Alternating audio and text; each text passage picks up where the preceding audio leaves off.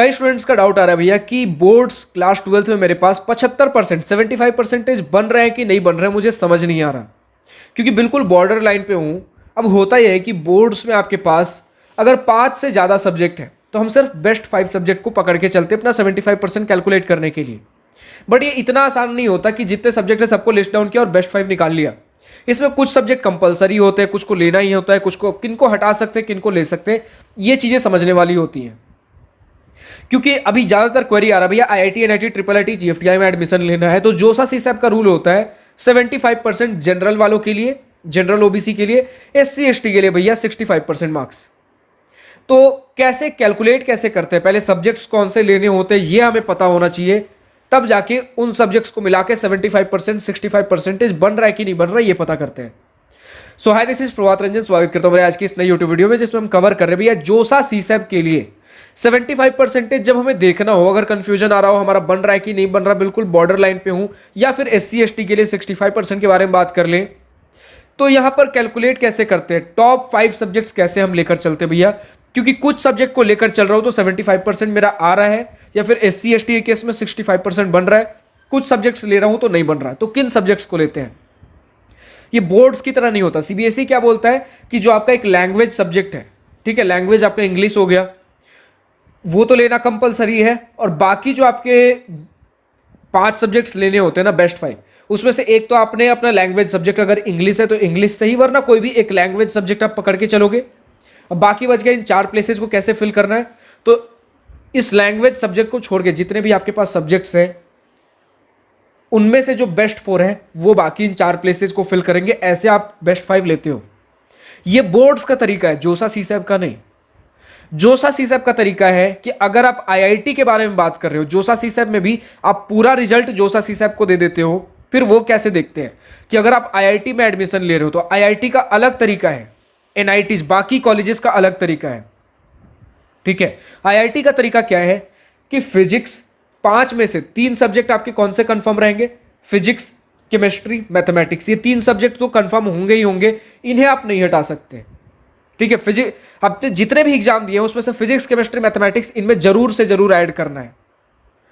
फिर उसके बाद ये जो चौथा सब्जेक्ट ऐड होगा ये आपका लैंग्वेज सब्जेक्ट ही होगा, लैंग्वेज इंग्लिश हो, हिंदी हो, कोई एक लैंग्वेज सब्जेक्ट। लेकिन भैया क्या होगा उस केस में अगर मेरे पास एक से ज्यादा लैंग्वेज सब्जेक्ट है, एक से ज्यादा अगर आपके पास लैंग्वेज सब्जेक्ट है, जैसे कईयों का होता है इंग्लिश और हिंदी दोनों है, तो उन दोनों में से जो बेस्ट मार्क्स जिनका आया है, उन दोनों में से जो बेस्ट मार्क्स आपके पास जो आया है वो आप यहां कंसिडर करते हो, ठीक है।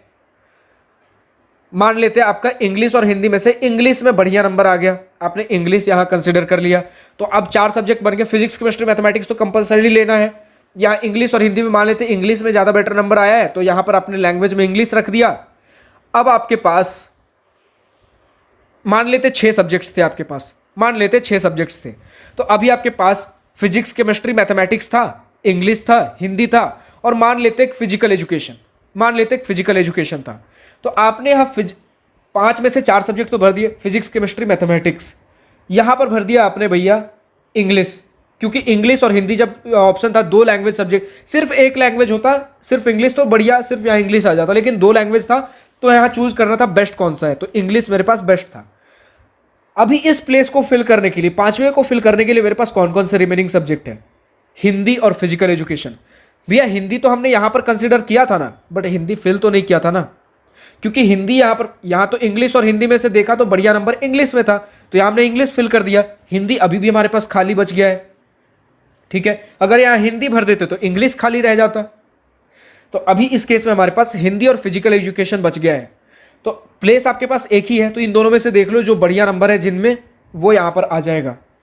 मुझे लगता है कईयों का डाउट था भैया जब 2 लैंग्वेज सब्जेक्ट होता उस केस में कैसे करते हैं, तो ये मुझे लगता है आपको क्लैरिफाई हो गया होगा। ऐसा नहीं होता कि 2 लैंग्वेज सब्जेक्ट है, दोनों में से जो बढ़िया आ गया उसे यहां रखोगे और बाकी एक को फिर कभी कंसीडर ही नहीं करेंगे। जो बच गया, जिन्हें हम यहां नहीं ला पाए, उन्हें हम बाकी रिमेनिंग सब्जेक्ट्स की लिस्ट में अभी भी रखेंगे।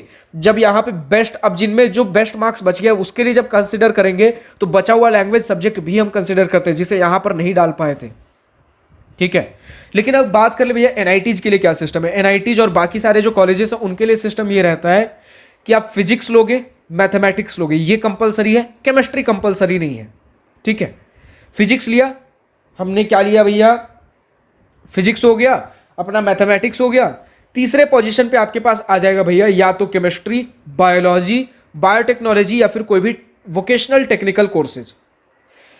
यहां पर आपके पास चौथे प्लेस पे क्या रहेगा भैया, वैसी लैंग्वेज। अभी जो पहले लैंग्वेज का रूल था वही, अगर एक लैंग्वेज सब्जेक्ट है बहुत बढ़िया, यहां पे फिल कर दो। अगर भैया दो लैंग्वेज, एक से ज्यादा है, तो उन सभी में से जो बेस्ट लैंग्वेज सब्जेक्ट का मार्क्स है वो यहां आएगा, और बाकी अभी भी आपके पास बेस्ट सब्जेक्ट की काउंट कैटेगरी में काउंट होने के लिए खाली बच गए, जो भी लैंग्वेज सब्जेक्ट यहां पर नहीं आ पाया।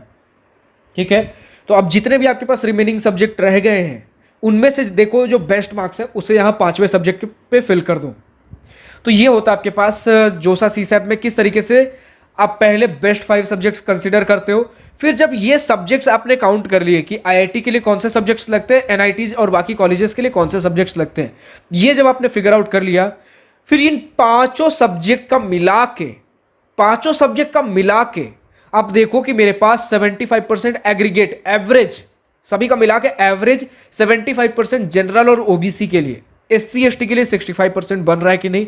अगर बन रहा है तो ठीक है, नहीं बन रहा है तो आप इंप्रूवमेंट के लिए अप्लाई कर सकते हो। इंप्रूवमेंट एग्जाम भी हमारे पास ऑप्शन होता है। ठीक है, अभी अगर इसी साल बोर्ड एग्जाम दे रहे हो तो इसी साल आप इंप्रूवमेंट एग्जाम दे सकते हो।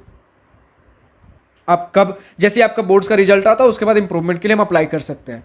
बट यहाँ पे भैया कईयों का सवाल आता है कि इंप्रूवमेंट एग्जाम का रिजल्ट लेट से आता है, तब तक हमारे जोसा काउंसलिंग खत्म हो चुकी है, तो सीसैप के लिए अलग से अप्लाई कर सकते हो। फर्क नहीं पड़ता आपने जोसा के लिए अप्लाई किया था कि नहीं, सीसैप के लिए आप अप्लाई कर सकते हो। जोसा में अगर 75% मार्क्स नहीं बन पा रहा था जोसा तक, तो देखो कि अगर मेरे अभी अगर इंप्रूवमेंट के लिए अप्लाई करता हूं तब जब रिजल्ट आता है उस समय अगर सीसैप के लिए रजिस्ट्रेशन स्टिल पेंडिंग रहता है तो सीसैप के लिए अप्लाई कर सकते हो। वरना फिर देखो ऐसा होता है ना कि जब तक आपके जो परसेंटेज हैं वो इन काउंसलिंग के एलिजिबिलिटी क्राइटेरिया को आप इनके साथ कंप्लाई नहीं करते तब तक आप अप्लाई नहीं कर सकते, और जब तक इनका रिजल्ट, इंप्रूवमेंट का भी रिजल्ट नहीं आ जाता तब तक अप्लाई नहीं कर सकते। तो एक स्टूडेंट का डाउट ये था भैया कि कई बार इंप्रूवमेंट का रिजल्ट लेट से आता है, कई बार ऐसा भी हो जाता है कि सीसैप का रजिस्ट्रेशन कंप्लीट हो चुका है तब तक, सीसैप वाला डेट एकदम एज पे होता है। कई बार सीसैप से पहले आ जाता है आपका काउंसलिंग ये इंप्रूवमेंट का डेट, इंप्रूवमेंट का रिजल्ट, और कई बार उससे लेट में आता है। अगर पहले आ गया तो कम से कम सीसैप में तो बैठ पाएंगे, बाद में आया तो भैया सीसैप में भी नहीं बैठ पाएंगे। ठीक है, तो इस केस में क्या करेंगे भैया, तो इस केस में या तो आप अगले साल इसी इंप्रूवमेंट के रिजल्ट के बेसिस पे अगले साल अप्लाई कर सकते हो, वरना फिर भैया बहुत सारे ऐसे काउंसलिंग और भी होते हैं जिनके लिए हम अप्लाई कर सकते हैं। स्टूडेंट पूछ रहे थे भैया ऐसे सभी काउंसलिंग का नाम बता दीजिए जो कि हमारे पास इन इंप्रूवमेंट के डेट्स के बाद में होते हैं, ताकि उनके लिए भी हम एलिजिबल हो सके, अप्लाई कर सकें। उसके ऊपर भी वीडियो आ जाएगी, लेकिन फिलहाल एक और बात बता दूं कि इंप्रूवमेंट जब भी आप देते हो तो जोसा सीसैप उसी इंप्रूवमेंट के, चाहे जिस बोर्ड से भी आप दे रहे हो, उन्हीं इंप्रूवमेंट एग्जाम्स के को कंसीडर करता है जो आपने सेम एकेडमिक ईयर में, जिस एकेडमिक ईयर में आपने बोर्ड्स दिया है उसी एकेडमिक ईयर में अगर आप इंप्रूवमेंट देते हो, जिस बोर्ड से भी दे रहे हो, आपका एक तो बोर्ड सेम होना चाहिए, जिस बोर्ड से आपने मेन बोर्ड एग्जाम दिया उसी बोर्ड से आपको इंप्रूवमेंट देना, किसी दूसरे बोर्ड से इंप्रूवमेंट नहीं दे सकते, वो कंसीडर नहीं किया जाएगा। और उस बोर्ड से भी जिस ईयर में आपने बोर्ड एग्जाम दिया उसी ईयर में आपको इंप्रूवमेंट एग्जाम देना होगा। ठीक है, भले ही उस इंप्रूवमेंट एग्जाम मान लेते कोई आपका डिजायर्ड काउंसलिंग इस साल लेट हो गया, मतलब वो सारे खत्म हो चुके हैं इंप्रूवमेंट के डेट आते आते, कोई बात नहीं, उस इंप्रूवमेंट के रिजल्ट के बेसिस पे आप अगले साल भी अप्लाई कर सकते हो। लेकिन ये नहीं कर सकते कि इंप्रूवमेंट अगले साल दूंगा, नहीं, इंप्रूवमेंट उसी साल का होना चाहिए जिस साल आपने मेन बोर्ड एग्जाम दिया है। बट हाँ, ये अगर लेट हो गया, सारे काउंसलिंग निकल चुके हैं, इस इंप्रूवमेंट का आप रिजल्ट अगले साल भी अगले साल के काउंसलिंग में अप्लाई कर सकते हो। बट जेईई मेन का एग्जाम भैया दोबारा देना पड़ेगा। जेईई मेन का रिजल्ट एक ही साल वैलिड होता है, उसी साल के लिए। मुझे लगता है ये 75% क्राइटेरिया के साथ और बहुत सी चीजें हमने डिस्कस कर ली हैं। तो अभी भी अगर कुछ आपके पास डाउट रह गया है किसी भी चीज़ों से रिलेटेड, चाहे engineering college admission, class 10 and below, IIT, JEE, boards, engineering college life, internship, placement related, comment section में लिखकर डिमांड कर सकते हो वीडियो के लिए। वरना अगर 1-on-1 गाइडेंस चाहिए भैया, बिल्कुल कुछ समझ नहीं आ रहा, गूगल मीट पे बैठ के वीडियो कॉल पे चीजें अगर डिस्कस करनी मेरे साथ, तो दिवास्त्रा मेंटरशिप प्रोग्राम के लिए रजिस्टर कर सकते हो, जिसे मैं ही गाइड करता हूं। नीचे डिस्क्रिप्शन में लिंक दिया गया है दिवास्त्रा मेंटरशिप प्रोग्राम का, क्लिक करोगे तो वेबसाइट खुल के आएगा। थोड़ा नीचे स्क्रॉल करोगे, ब्राउन कलर का कार्ड होगा जिसमें 4 अलग अलग कार्ड्स देखने को मिलेंगे, 4 अलग अलग कैटेगरीज के लिए, क्लास 10 एंड बिलो। फिर दूसरा आपके पास boards 11-12 IIT JEE, engineering college admission selection, engineering college life guidance placement preparation, internship वगैरह जो भी हो गया, इंजीनियरिंग कॉलेज लाइफ। इन चारों में से जिस कैटेगरी से रिलेटेड आपको डाउट है, गाइडेंस चाहिए, 1-on-1 बैठ के उसके लिए रजिस्टर कर सकते हो। कैसे रजिस्ट्रेशन करना है, क्या चीज़ें, सारी चीज़ें डिटेल्स वहीं पर लिख रखी गई हैं। अब जा सकते हो, दिवास्त्रा मेंटरशिप प्रोग्राम का लिंक नीचे डिस्क्रिप्शन में है, क्लिक करके रजिस्टर करके अप्लाई कर सकते हो। और अगर किसी पर्टिकुलर टॉपिक के ऊपर वीडियो चाहिए, कमेंट सेक्शन में लिखकर डिमांड कर सकते हो। फिलहाल आज की इस वीडियो में इतना ही। अगर वीडियो पसंद आई हो तो लाइक शेयर दिल खोल कर करिएगा, और अगर कुछ दिल की बातें, कुछ मन की बातें लिखकर बतानी हो या पूछनी हो तो कमेंट सेक्शन आप ही के लिए तो है। Thank you for watching this video. Good bye, nice day, wish all the best for future, enjoy journey.